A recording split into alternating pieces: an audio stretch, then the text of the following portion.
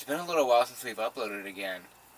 And it's, I don't know, it's hard since we've both gone back to work. This is the update of what we've been doing so far. The big summer project has been the living room / kitchen area, which is going to continue sort of into the winter project. The winter project is really going to end up being building our kitchen. By the end of summer, we're going to have the floor done completely and the coffee bar done. We will have these things done by the end of summer. And then so saith us. Yeah, and I think a lot of in winter is going to end up being building up our cabinetry and building our sink that will, and our countertop for our kitchen area. Yeah. And contrary to popular belief, this was all planned because, now we have to move around a lot in the winter, so we'll stay warm. We've been systematically taking out everything that is propane.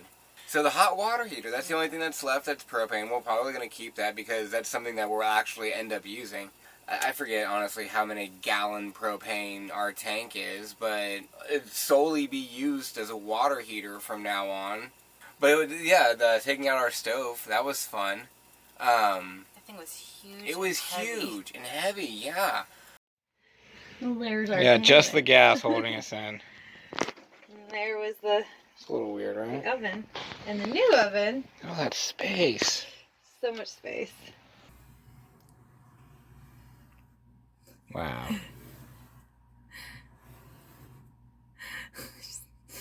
Nasty. This is why this is not smart. Oh my god, look at that. That's holding its shelves together. That's partially holding the shelf together. And look at this.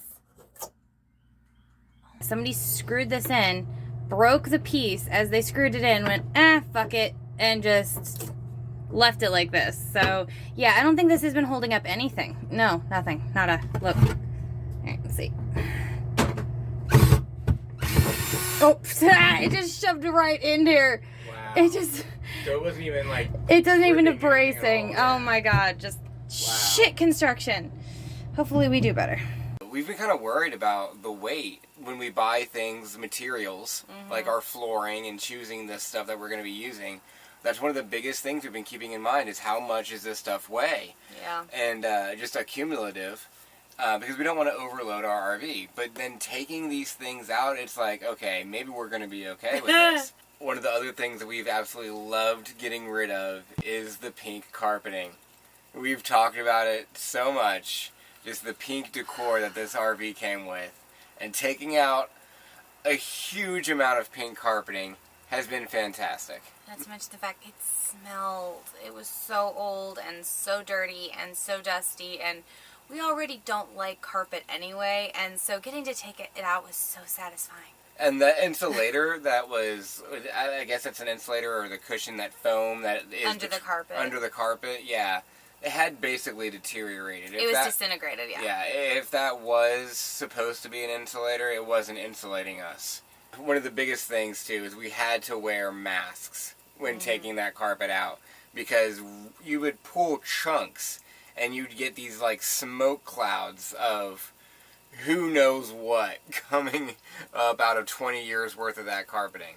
And a lot of this was done on hot days, too. You see that where you're vacuuming up. Yeah. It is just dust and grime just caked underneath the carpet. It was so That was gross. definitely... that was causing problems of some kind. Ow!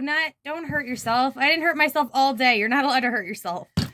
This is what I call the Jenga floor, just because it literally looked like somebody had just stapled and glued down various wooden blank Jenga pieces. Yeah, and it was definitely a sheet when it was laid down.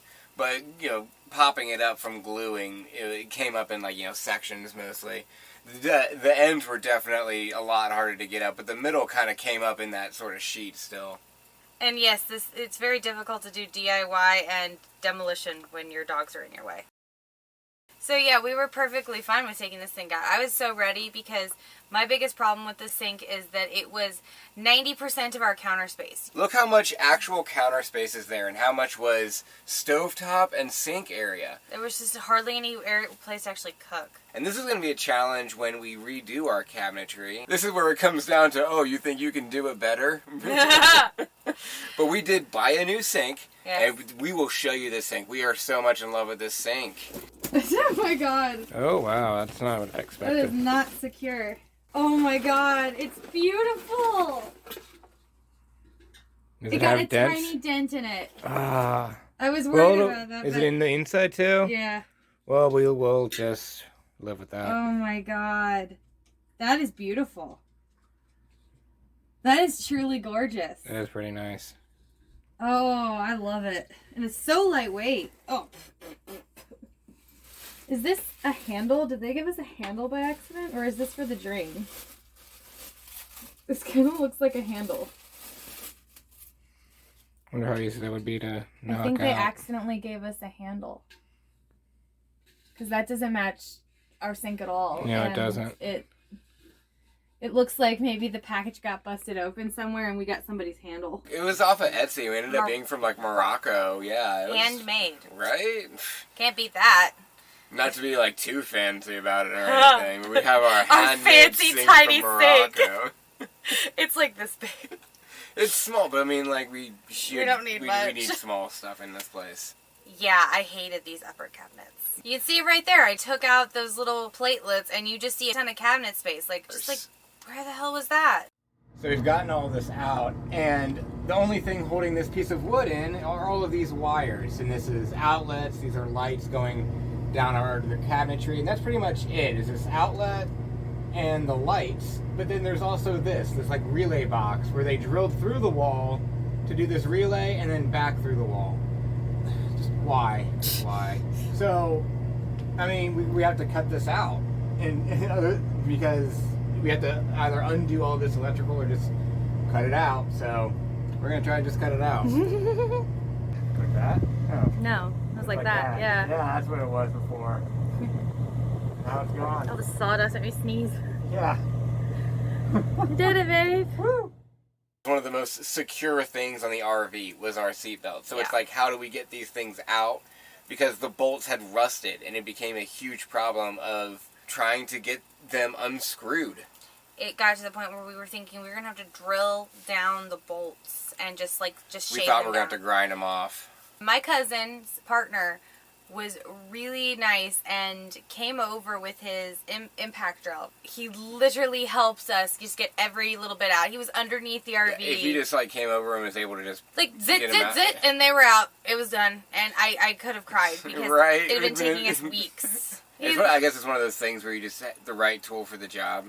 And we'll give you some more updates on, the finishing the floor and the coffee bar. That'll be another video. Probably the beginning of the cabinetry. Mm-hmm. Hopefully not a few more months, but stay tuned. Work with us. So I think we're going to call it a night here. Yeah. So we're going to get up for work tomorrow morning, but we will be working on projects this weekend. So let me get my dips over here. Oh, yeah. Say bye-bye. Say goodbye. Bye-bye. Bye-bye. Bye. Here, wave. Wave to the peoples of the internet. Say bye-bye. No, he's just like, Mommy, Daddy, I just want to go to bed. All right. Good night, so do we. Toodles noodles.